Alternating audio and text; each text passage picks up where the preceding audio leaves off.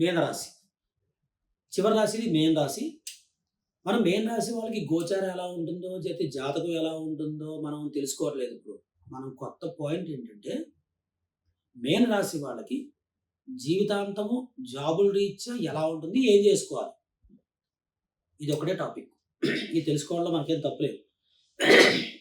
ఎందుకంటే మేనరాశి వాళ్ళకి job planet శనేశ్వరుడు. మేన రాశి వాళ్ళకి జాబ్ ప్లానెట్ గురుడు అన్నమాట. శనేశ్వరుడు ఏం చేస్తాడు? లాభాలు తెచ్చిపెడతాడు, అలాగే ఖర్చులు పెట్టిస్తాడు. మకరం, కుంభం, మీనం. కాబట్టి మకర కుంభాలు లాభాలు ఖర్చులు పెట్టించేవాడు.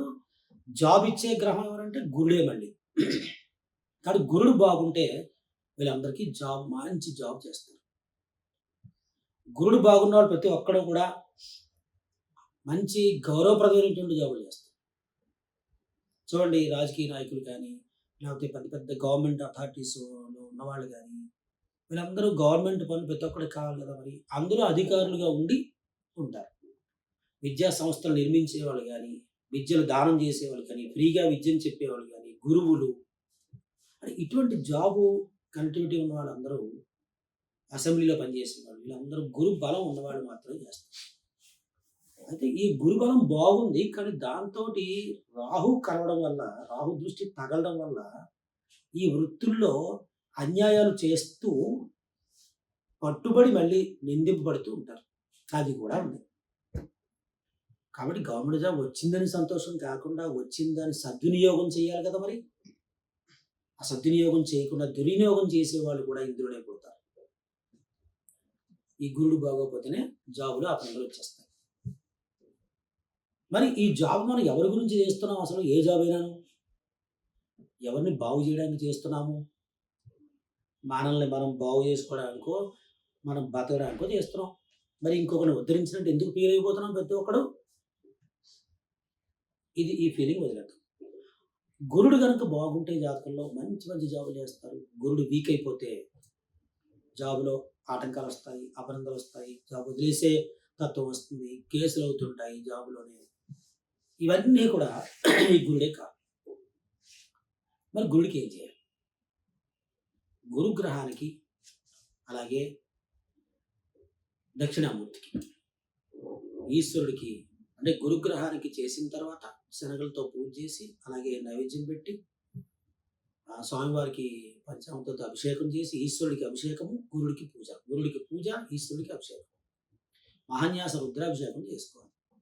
గురుగ్రహం బాగుండాలంటే దక్షిణామూర్తికి హోమాలు చేయాలి, దక్షిణామూర్తి దర్శనం చేసుకోవాలి, దత్తపారాయణం చేయాలి. అప్పుడు జాబ్ ఎందుకు బాగోదు? బాగుంటుంది. అంటే ఏ గ్రహానికి అధిష్టాన దేవత ఎవరున్నారో ఆ దేవుళ్ళకి మనం చేసుకుంటూ ఉండాలి, ఆ గ్రహాలు చేస్తూ ఉండాలి. ఆ గ్రహాలు చేయడం ద్వారా ఈ దేవుళ్ళు పనిచేస్తూ ఉంటారు.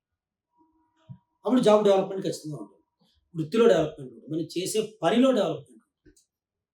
ఇది తెలుసుకోవాలి. కాబట్టి ఏదైనా ఒకటి చూడండి, ఒక చిన్న పని చేయాలంటే ముందు విత్తనం వేయాలంటే మట్టి తవ్వాలి కదా. మరి నువ్వు ఎన్ని విత్తనాలు వేసినా మట్టి కావాలి, అక్కడ ఆధారం కావాలి. ఆధారమే దేవుడు, మనం వేసేదే ప్రయత్నం. ఆధారం దేవుడు అయ్యాడు, వేసేది మన ప్రయత్నమే విత్తనం వేయడం, మన ప్రయత్నమే మొక్కను పెంచడం. ఆధారం అనేది సృష్టి, ఆ సృష్టిలో మనం ఉన్నాము, మన గురించి మనమే పాటు పడుతున్నాము అనేటటువంటి అర్థం మనకు కావాలి. అప్పుడు గురుడు ఖచ్చితంగా పనిచేస్తాడు. కాబట్టి గురుడు బాగుండాలంటే గురుగ్రహానికి 16 వారాలు గురుగ్రహానికి పూజ చేసుకుని, 16 వారాలు కూడా కేజీ పోసి శనగలు దానం ఇచ్చి కాడు కడుక్కుని, అప్పుడు ఈశ్వరుడికి మహాన్యాస రుద్రాభిషేకాలు చేసుకుంటూ ఉండండి. అది కూడా గురువారమే. కాబట్టి జాబ్ డెవలప్మెంట్ ఉంటుంది. కాబట్టి జాబ్ రీత్యా చెప్పినటువంటి రెమెడీస్ అన్ని ఆచరించండి, నాకు తెలియచెప్పండి. అలాగే మీకు ఏదైనా జాతక సమస్యలున్నా, లేకపోతే ఇంట్లో ఏదైనా అగౌరవమైనటువంటి పనులు జరుగుతున్నా, ఆ పిల్లలు కుటుంబానికి చక్కగా పనికి రావాలన్నా, అంటే ఏమిటి, వాళ్ళకి బద్ధకం పోయి చక్కగా కుటుంబం అంటే ప్రేమ ఇవన్నీ ఉండాలన్నా కారణం గురుడే కారణం. కాబట్టి జాతక సమస్యల గురించి, పురోహిత కార్యక్రమాల గురించి కానీ, విద్యా ఉద్యోగం, వృత్తి వ్యాపారం, లేదా గృహప్రవేశ ముహూర్తాల కొరకు కానీ, పెళ్లికి ముహూర్తాల గురించి కానీ, శంకుస్థాపనలు కానీ, ఏదైనా సరే ఒక ఆధ్యాత్మికంగా పురోహిత పరంగా ఏ డౌట్ ఉన్నా నాకు కాల్ చేసి అడగచ్చు. మీ ఇంట్లోకొచ్చి మీ ఇంటి దగ్గరే పూజా కార్యక్రమాలు నిర్వహిస్తూ ఉంటాము అని చెప్పి కైతలాపూర్‌లో ఇక్కడ హైదరాబాద్ కేపీహెచ్‌బీ కైతలాపూర్ శివాలయం దగ్గరలో శ్రీనిధి రెసిడెన్సీ 501 గణపతి శర్మ.